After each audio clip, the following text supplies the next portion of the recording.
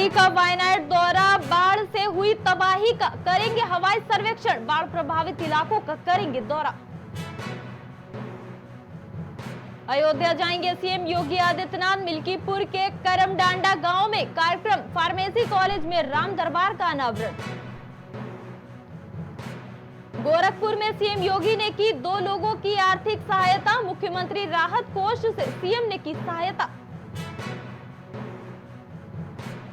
Phulpur seat पर सपा कांग्रेस में खींचतान, फूलपुर को परंपरागत सीट बता रही है कांग्रेस, प्रदेश महासचिव मुकुल तिवारी का ऐलान। पेरिस ओलंपिक में भारत को छठा पदक मिला, कुश्ती में अमन सहरावत ने ब्रॉन्ज मेडल जीता।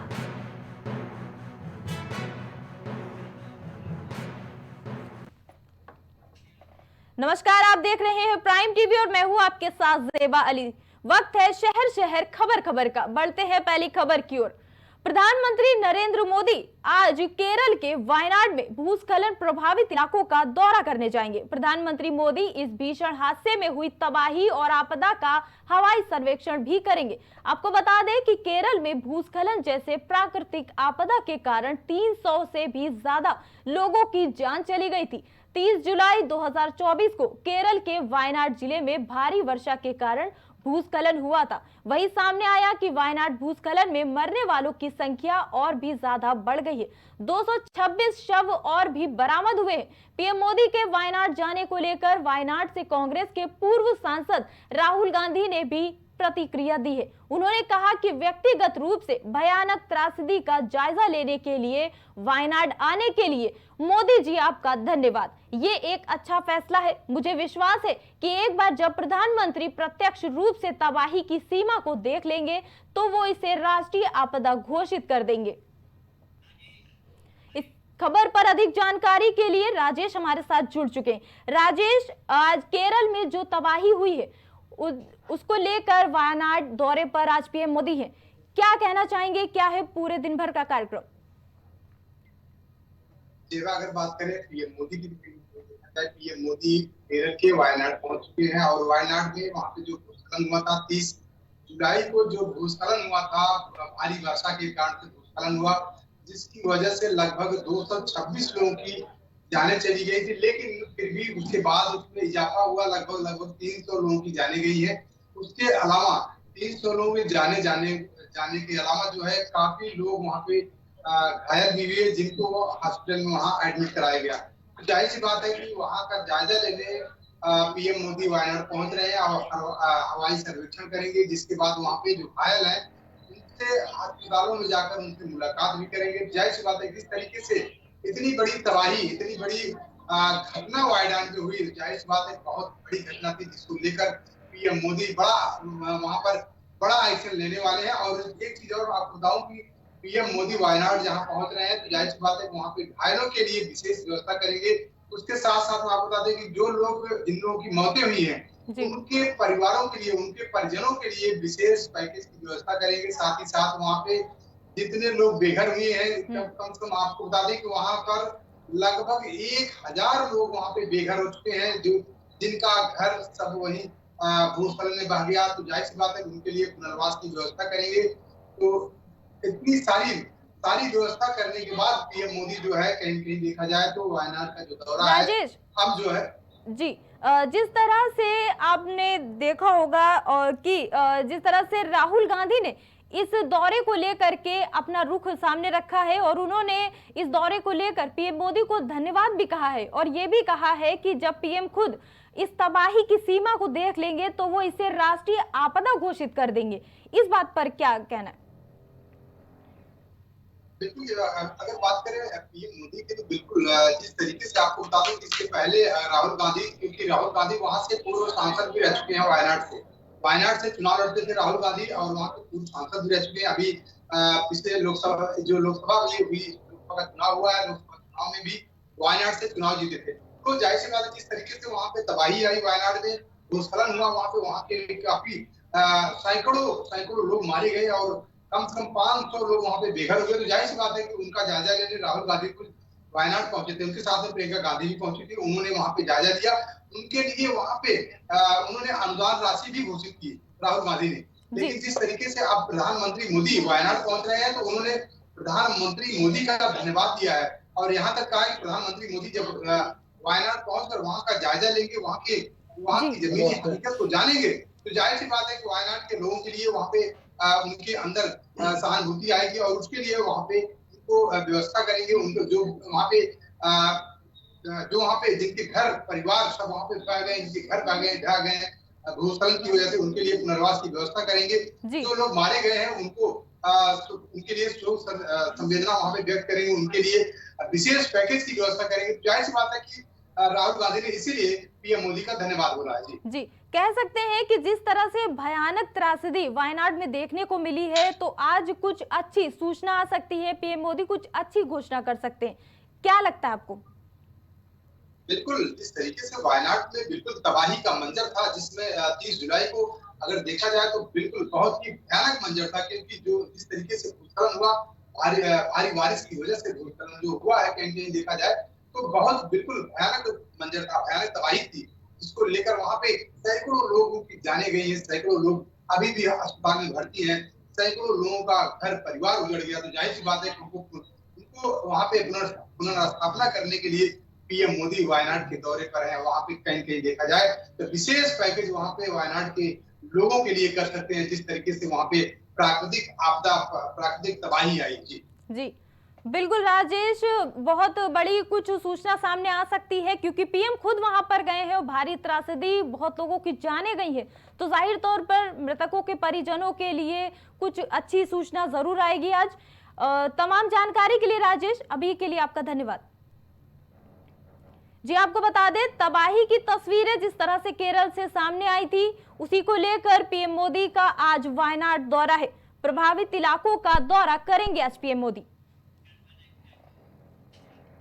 एससी एसटी, अनुसूचित जाति अनुसूचित जनजाति कोटे के उप वर्गीकरण के पक्ष में सुप्रीम कोर्ट के फैसले पर सियासी हलचल अब तेज हो रखी है।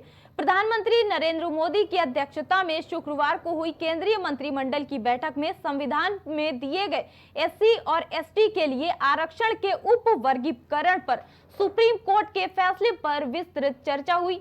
बैठक में स्पष्ट किया गया कि डॉक्टर बी.आर. अंबेडकर द्वारा तैयार संविधान में अनुसूचित जाति और अनुसूचित जनजाति के लिए आरक्षण प्रणाली में क्रीमी लेयर का प्रावधान नहीं है। ऐसे में अंबेडकर के संविधान के मुताबिक ही आरक्षण का प्रावधान होना चाहिए। दरअसल कैबिनेट में सुप्रीम कोर्ट के फैसले पर चर्चा हुई थी और कैबिनेट का मत था कि एनडीए सरकार अंबेडकर के बनाए संविधान को लेकर प्रतिबद्ध है और एससी एसटी में कोई क्रीमी लेयर का प्रावधान नहीं है। मंत्रिमंडल की बैठक के बाद मीडिया को संबोधित करते हुए सूचना और प्रसारण मंत्री अश्विनी वैष्णव ने एससी एसटी आरक्षण पर सुप्रीम कोर्ट के फैसले से शुरू हुई हालिया बहस के बारे में बात की। आज माननीय प्रधानमंत्री जी की अध्यक्षता में कैबिनेट में इस विषय पर विस्तृत चर्चा हुई है और कैबिनेट का सुविचारित वेल थॉट थ्रू मत है कि एनडीए सरकार बाबा साहेब अंबेडकर जी के बनाए संविधान के प्रावधानों के प्रति प्रतिबद्ध है, संकल्पबद्ध है। बाबा साहेब अंबेडकर जी के संविधान के अनुसार एससी और एसटी के रिजर्वेशन में क्रीमी लेयर का कोई प्रावधान नहीं है। जी इस खबर पर अधिक जानकारी के लिए एक बार फिर से राजेश हमारे साथ जुड़ चुके हैं। राजेश, बड़ा मुद्दा छिड़ा हुआ है एसटी और एसटी आरक्षण पर। मोदी का भरोसा जो मुद्दा छिड़ा हुआ है उस पर क्या कहना चाहेंगे, क्या है पूरा मामला? देखिए, जब अगर बात करें हम आरक्षण की, जिस तरीके से सुप्रीम कोर्ट ने फैसला दिया, सुप्रीम कोर्ट ने आवाज उठाई थी कि जो एससी एसटी है उसको क्रीमी लेयर में जोड़ा जाए, क्रीमी लेयर के अंतर्गत उसको लाना चाहिए। लेकिन जिस तरीके से देखा जाए तो वहीं अगर भीमराव अंबेडकर का संविधान की अगर बात की जाए तो भीमराव अंबेडकर के संविधान में एससी एसटी को क्रीमी लेयर के अंदर में लेने का उनका कोई प्रावधान नहीं उसमें लिखा हुआ है। तो जाहिर सी बात है कि इसी को लेकर जो एनडीए सरकार है, कहीं देखा जाए एनडीए सरकार की बैठक हुई थी। एनडीए सरकार ने साफ साफ कह दिया था कि जो एससी एसटी है उसको क्रीमी लेयर के अंदर उनको लेने का प्रावधान नहीं है, जिसके लिए उनको क्रीमी लेयर के अंदर को लिया जाए। तो जाहिर सी बात है कि क्रीमी लेयर के अंदर न लेने का सबसे बड़ा मुद्दा यही कि जो भीमराव अम्बेडकर का जो संविधान लिखा हुआ था, कहीं कहीं देखा जाए तो संविधान में आरक्षण तो दिया गया था एससी एसटी को, लेकिन एससी एसटी का जो कोटा होता, कहीं कहीं देखा जाए तो उसको क्रीमी लेयर के अंतर्गत उसको लेने का प्रावधान उसमें BR अम्बेडकर के संविधान में नहीं था। लेकिन सुप्रीम कोर्ट ने जिस तरीके से उस पर जाहिर सी बात है इस पर अपना पक्ष रखा था, तो उसके पक्ष को देखते हुए जो केंद्र सरकार है, कहीं कहीं देखा जाए केंद्र सरकार की कैबिनेट बैठक में आपसी सहमति से, ताकि जो एससी एसटी है उसको क्रीमी लेयर के अंदर हम नहीं ला सकते, क्योंकि उनका संविधान जो भीमराव अम्बेडकर का संविधान है उसमें साफ साफ लिखा है कि एससी एसटी को क्रीमी लेयर के अंदर नहीं लाया जा सकता, जिसकी वजह से हम इनको नहीं ला सकते। तो जाहिर सी बात है कि इसपे जो एक्चुअली है उन्होंने भी पत्रकार वार्ता में उन्होंने भी साफ साफ कह दिया कि एससी एसटी के कोटे में हम इनको जो क्रीमी लेयर के अंदर हम एससी एसटी को नहीं ला सकते। जाहिर सी बात है कि इसको लेकर सुप्रीम कोर्ट ने आदेश दिया था। जी, सुप्रीम कोर्ट के फैसले पर जिस तरह से सत्ता विपक्ष का ये बवाल बना हुआ है, क्या लगता है ये आगे मुद्दा कहां तक अभी जा सकता है? अगर विपक्ष की बात करें तो विपक्ष लगातार जो है हमलावर है, पलटवार है और पलटवार करता रहता है और तंज कसता रहता है। लेकिन जिस तरीके से अगर देखा जाए सुप्रीम कोर्ट का मामला जो है बिल्कुल उसी तरीके से काम करेगी जिस तरीके से बाबा साहब भीमराव अम्बेडकर के संविधान में लिखा हुआ है। और दूसरी चीज आप बता दें कि बीजेपी सरकार अगर कहें तो केंद्र सरकार भी उसी रास्ते पर चलेगी जिस तरीके से संविधान में एससी एसटी को क्रीमी लेयर में शामिल होने का कहीं भी कोई प्रावधान नहीं है। इसकी वजह से केंद्र सरकार ने बिल्कुल साफ साफ बिल्कुल क्लियर कर दिया कि एससी एसटी को हम क्रीमी लेयर में नहीं ला सकते।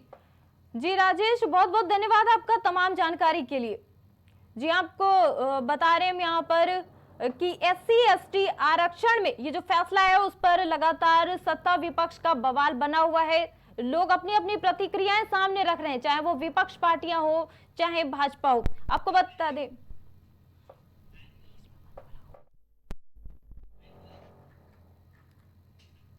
यूपी की 10 सीटों पर उपचुनाव होने वाले हैं, जिसको लेकर अभी इंडिया गठबंधन के बीच में सीटों को लेकर खींचतान मची हुई है। इंडिया गठबंधन में शामिल कांग्रेस अपना अलग ही राह अलाप रही है, तो वही यूपी में होने वाले उपचुनाव के लिए कांग्रेस ने 5 सीटों के लिए अपना दावा ठोका है।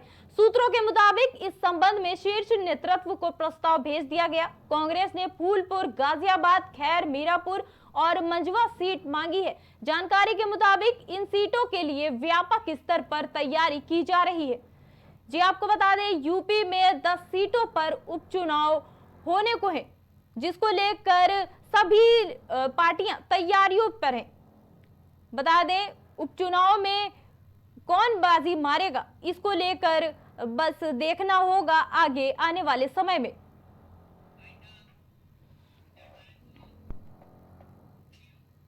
शहर शहर खबर खबर में अभी इतना ही। देश और दुनिया की सभी ताजा तरीन खबरों के लिए आप देखते रहिए प्राइम टीवी।